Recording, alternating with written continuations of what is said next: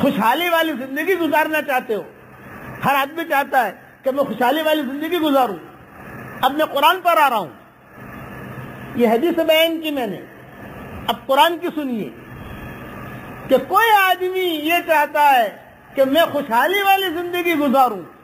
ہر آدمی چاہتا ہے کہ میں خوشحالی والی زندگی گزاروں.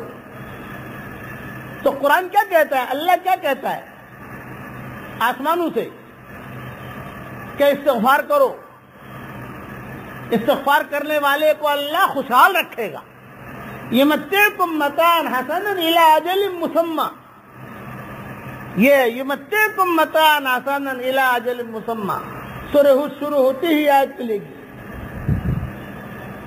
کہ یمتعکم متاعا حسنا الی اجل مسمی، تمہیں لطف سے لطف والی زندگی اللہ دے گا.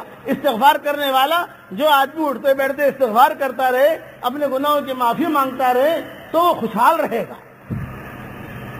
نمبر 1. نمبر 2، آپ کمزور ہیں، قوت چاہتے ہیں کہ میں کمزور ہوں، میں طاقت چاہتا ہوں. استغفار کرو، یزدکم قوتا الی قوتکم، یہ قرآن کہہ رہا ہے کہ تمہاری قوت کو اللہ اور بڑھائے گا. نمبر 3، اگر مال چاہیے تو استغفار کرو. نمبر 4، اگر جو تمہیں لڑکے چاہیے، اولاد نہیں، اولاد میں لڑکے لڑکیاں دونوں آتی ہیں. کسی کو لڑکوں کی ضرورت ہے، کبھی لڑکیاں بہت ہے، چاہتا ہے کہ اللہ مجھے لڑکے دے. مذکر جسے کہتے ہیں کہ اب لڑکا مرد چاہیے اس کے اپنے خاندان میں، تو یہ کہا استغفار زیادہ کرو. وعدہ ہے، یہ قرآنی وعدہ ہے، یہ قرآنی نسخہ ہے. تمہیں جو پھل چاہیے اچھے اچھے قسم کے، تو اللہ کہتے ہیں کہ پھل نہیں، میں تو تمہیں باغات دوں گا، موسلادھار بارش برساؤں گا. اور اسی استغفار پر کہتے ہیں کہ نبی جی آپ کے ہوتے ہوئے آپ کی امت پر کوئی عذاب نہیں آئے گا، لیکن جب تک آپ کی امت استغفار کرے گی اس پر عذاب نہیں آئے گا. یہ وعدے. فَقُلْتُ اسْتَغْفِرُوا رَبَّكُمْ إِنَّهُ كَانَ غَفَّارًا. نوح علیہ السلام دعوت دیتے تھے اور استغفار کا کہتے تھے اپنی قوم کو. فَقُلْتُ اسْتَغْفِرُوا رَبَّكُمْ إِنَّهُ كَانَ غَفَّارًا يُرْسِلِ السَّمَاءَ عَلَيْكُمْ مِدْرَارًا. اللہ برکتوں والی بارشیں دے گا، وعدہ ہے. يُرْسِلِ السَّمَاءَ عَلَيْكُمْ مِدْرَارًا وَيُمْدِدْكُمْ بِأَمْوَالٍ وَبَنِينَ. خوب مال دے گا، حرام مال نہیں، حلال مال. کہ استغفار پر حرام مال نہیں ملا کرتا، یہاں حلال مال مراد ہے. وَيُمْدِدْكُمْ بِأَمْوَالٍ وَبَنِينَ، اور لڑکے دے گا. استغفار، ایک صحابی آئے حضور حضرت محمد صلی اللہ علیہ وسلم کے پاس، بڑی عمر کے تھے. تو انہوں نے آ کر یہ کہا کہ حضرت ما ذنوبا،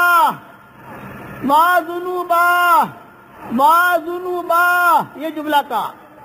مجمع بھرا ہوا، سارے صحابہ بیٹھے ہوئے، حضرت محمد صلی اللہ علیہ وسلم تشریف فرما، اور وہ سامنے مسجد میں داخل ہوئے اور ایک ہی جملہ کہتے ہوئے ما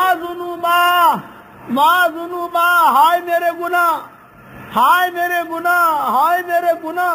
صحابہ نے دیکھا کہ کون زور زور سے کہہ رہا ہے، تو بڑی عمر کے صحابی تھے. آپ صلی اللہ علیہ وسلم نے فرمایا قریب آؤ، قریب آؤ. قریب آئے. آپ نے فرمایا کیا گناہ کیے تم نے؟ یہ حدیث میں قصہ آتا ہے، تم نے کیا گناہ کیے؟ تو صحابی ایک جواب دے رہے ہیں کہ اللہ کے نبی، میری جھولی میں شرک کے علاوہ سارے گناہ موجود ہیں اور میں اس کی تفصیل میں جانا نہیں چاہتا. کہ میری جھولی میں شرک کے علاوہ سارے گناہ موجود ہیں، میں اس کی تفصیل میں جانا نہیں چاہتا. آپ نے فرمایا ادنو منی، قریب آؤ. فدنا، جب قریب ہوئے تو ذرا شرمانے لگے. سارے صحابہ دیکھ رہے ہیں نا کہ بڑے میاں شرک کے علاوہ سارے گناہ موجود ہیں، مطلب کہ سب کچھ ان کے پاس ہے، سارے گناہ. آپ نے فرمایا ادنو منی، فدنا، اور قریب کیا، اور قریب کیا. اور قریب کر کے کہا میں جیسا پڑھاؤں ویسا پڑھ لو. سارے صحابہ کے سامنے کہہ رہے, تنہائی میں نہیں کہہ رہے کہ میں جو پڑھاؤں وہ پڑھ لے. تو صحابی نے کہا, بڑے میاں نے کہا حضرت ضرور پڑھوں گا. اب حضرت محمد صلی اللہ علیہ وسلم نے ایک دعا 3 مرتبہ پڑھوائی. کتنی مرتبہ پڑھوائی بھائی؟ 3 مرتبہ. جب وہ صحابی نے 3 مرتبہ وہ دعا پڑھ لی تو آپ صلی اللہ علیہ وسلم نے جملہ کہا, تم قد غفر اللہ لک, کھڑا ہو جا, اللہ نے تیرے سارے گناہ معاف کر دیے. جا. اب یہ قصہ تو ہوا ان کے ساتھ, لیکن یہ دعا ان کے لیے خاص نہیں ہے, یہ میرے آپ کے لیے بھی ہے, یہ قیامت تک آنے والے مسلمانوں کے لیے. اگر کہو تو آپ کو پڑھا دوں بھائی؟ ارے بتاؤ تو صحیح. تو ہماری فیس ملے گی انشاءاللہ, جماعت میں نکلو گے انشاءاللہ. پڑھیے میرے ساتھ, اللہم مغفرتک اوسع من ذنوبی ورحمتک ارجع عندی من عملی. اللہم مغفرتک اوسع من ذنوبی ورحمتک ارجع عندی من عملی. اللہم مغفرتک اوسع من ذنوبی ورحمتک ارجع عندی من عملی. جتنے ہمارے پچھلے گناہ ہیں صغائر, اس میں تو صغائر کا تعلق نہیں ہے, اس لیے وہ بڑے میاں کے بعد کبائر بھی تھے, یہ ذہن میں رکھنا. اس میں صغائر کا تعلق نہیں ہے کہ انہوں نے کہا میرے پاس شرک کے علاوہ سارا ہے, مطلب کہ زنا بھی ہے, چوری بھی ہے, شراب بھی ہے, سب کچھ ہے. کبائر بھی تھے وہاں. سب جس نے بھی پڑھا اس کے پچھلے گناہ اللہ نے معاف کر دیے. وعدہ ہے کہ اللہ کا نبی وعدہ کر رہا ہے, قم قد غفر اللہ لک, کھڑا ہو جا, اللہ نے تیرے گناہ معاف کر دیے. کہ بڑے میاں کی خصوصیت نہیں, اس کے لیے اٹھتے بیٹھتے استغفار کی کثرت کرو گے انشاءاللہ بھائی. اور ایک بات آپ کو بتاؤں کہ اللہ تعالیٰ نے ہمیں بیکار پیدا نہیں کیا, بہت بڑی ذمہ داری دی ہے. اپنے دین پر چلنا, اپنا دین سیکھنا اور اپنا دین دنیا میں پھیلے, اس کی کوشش میں لگے رہنا.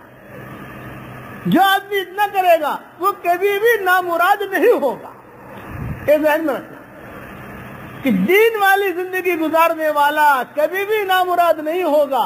اور اگر غفلت میں زندگی گزاری تو اللہ کہتے ہیں کہ میں تیرا جینا دوبھر کر دوں گا. وَمَنْ أَعْرَضَ عَنْ ذِكْرِي فَإِنَّ لَهُ مَعِيشَةً ضَنكًا وَنَحْشُرُهُ يَوْمَ الْقِيَامَةِ أَعْمَى قَالَ رَبِّ لِمَ حَشَرْتَنِي أَعْمَى وَقَدْ كُنْتُ بَصِيرًا قَالَ كَذَلِكَ أَتَتْكَ آيَاتُنَا فَنَسِيتَهَا وَكَذَلِكَ الْيَوْمَ تُنْسَى. یہ دھمکی ہے اللہ تعالیٰ کی طرف سے کہ میری یاد سے غافل رہے اور غفلت میں زندگی گزاری. یہ جتنی بھی چیزیں, ٹویٹر ہے, فیس بک ہے, واٹس ایپ ہے, یہ غفلت کی چیزیں ہیں. غفلت کی زندگی گزاری تو اللہ کہتے ہیں کہ دنیا میں جینا تیرا مشکل کر دوں گا. مال بہت ہوگا, سکون اور چین نہیں ہوگا. بہترین بیوی ہوگی, سکون اور چین نہیں ہوگا.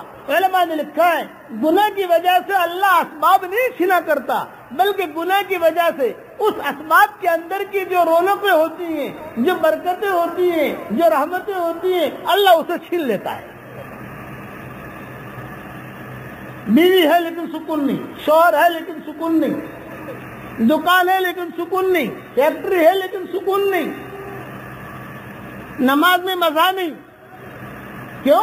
اس لیے کہ وہ اندر کا معاملہ بگڑا ہوا ہے. اس لیے اپنے اندر کا معاملہ آدمی سدھارے. اِن یعلم اللہ فی قلوبکم خیرا یؤتکم خیرا, کہ دیکھو تمہارے دلوں کو ہم دیکھتے ہیں, تمہارے دلوں میں خیر ہوگی, ہم تمہیں خیر دے دیں گے. گھبراؤ مت. کبھی کبھی خیر اللہ شیطان کے راستے سے بھی دیتا ہے, حالانکہ شیطان ہے شر, برائی والا, لیکن کبھی کبھی خیر اس کے راستے سے بھی آ جاتی ہے، انسان کو پتہ نہیں ہوتا۔ ابو ہریرہ کو آیت الکرسی سکھانے والا شیطان تھا۔ حضور حضرت محمد صلی اللہ علیہ وسلم سے آ کر کہا کہ مجھے یہ سکھا گیا ہے۔ آپ نے فرمایا کہ جو سکھا گیا ہے وہ بات سچی ہے لیکن وہ جھوٹا ہے۔ ہم تو دل کو دیکھتے ہیں، ان یعلم اللہ فی قلوبکم خیرا یؤتکم خیرا، تمہارے دل کو دیکھیں گے، تمہارے دل میں خیر ہوگی، ہم تمہیں خیر دے دیں گے۔ کہاں سے دیں گے یہ مت پوچھو، دینا وعدہ ہمارا ہے۔ اس لیے استغفار کی وجہ سے خوشحالی والی زندگی گزرے گی، استغفار کی وجہ سے قوت ملے گی، استغفار کی وجہ سے اللہ لڑکی بھی دے گا، استغفار کی وجہ سے اللہ مال بھی دے گا، استغفار کی وجہ سے باغات بھی دے گا، استغفار کی وجہ سے اللہ اپنا قرب دے گا، استغفار کی وجہ سے اللہ تعالیٰ عذاب سے بھی بچائے گا۔ لیکن استغفار ہو ڈھنگ کا، خالی یوں نہیں کہ اللہ توبہ اللہ توبہ اللہ توبہ کرتا ہے، اللہ توبہ اللہ توبہ، ایک گال پہ جو ہاتھ مار دیا اللہ توبہ، اس سے توبہ نہیں ہوتی۔ یاد رکھنا، یا ایھا الذین آمنوا توبوا الی اللہ توبۃ نصوحا، سچے پکے توبہ کرو۔ یہ نصوحا کا مطلب ہے درزی، نصوحا اصل میں درزی کو کہتے ہیں۔ ایک تو نصیحت سے، اور ایک نصوحا کا ایک ترجمہ علماء نے لکھا ہے درزی کا، کہ کیوں درزی کا کیا مطلب توبہ سے؟ تو علماء نے لکھا ہے کہ درزی جو ہے کپڑے کو دوسرے کپڑے سے ملاتا ہے، اس لیے اسے نصوحا کہتے ہیں۔ تو جو حقیقت توبہ ہوتی ہے گنہگار بندے کو اللہ سے ملا دیتی ہے۔ اس لیے نصوحا کی جو تفسیر آپ دیکھو، کئی بڑے علماء ہوں گے وہ دیکھیں گے بڑی تفسیروں کے اندر کسی نے جو ہے درزی کا بھی لکھا ہوگا، توبوا الی اللہ توبۃ نصوحا۔ اس لیے مختصر سی اتنی بات کہ اللہ کے احکامات کو پورا کرنا، حضرت محمد صلی اللہ علیہ وسلم کے طریقے پر چلنا، نمازوں کا اہتمام کرنا، قرآن شریف کی تلاوت کرنا، اللہ کا احکام پورا کرنا۔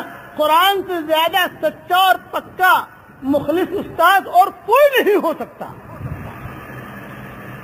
اللہ کا کلام ہے، قرآن پڑھنے والے سے اللہ بات کرتا ہے اور قرآن پڑھنے والا اللہ سے بات کرتا ہے، دونوں چیزیں آمنے سامنے۔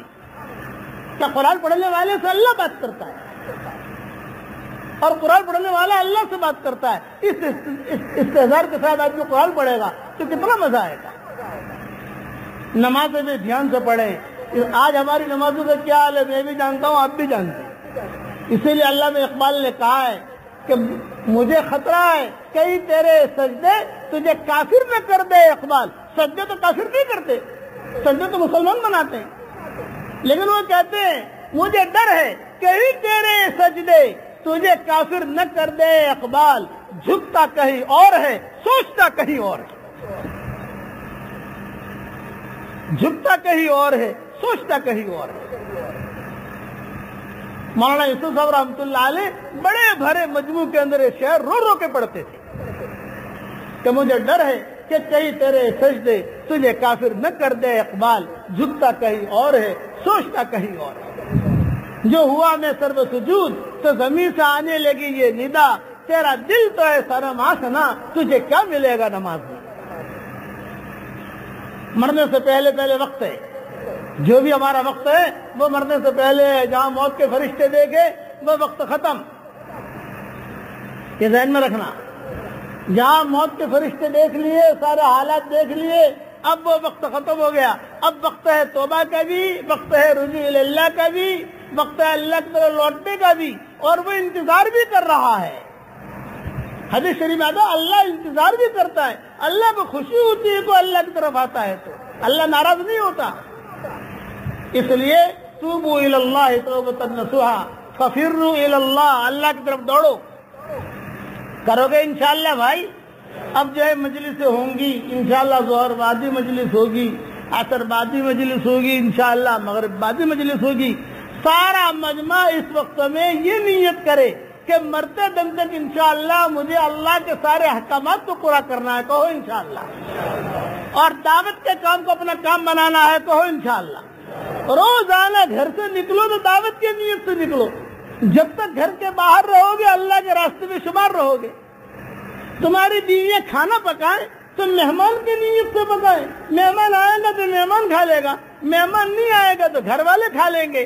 روایتوں میں جو کھانا مہمان کی نیت سے پکایا جاتا ہے اس کھانے کا حساب کتاب نہیں ہوتا, نیت پر اللہ دیتا ہے. کرو گے انشاءاللہ بھائی, اللہ عمل کرنے کی توفیق عطا فرمائے.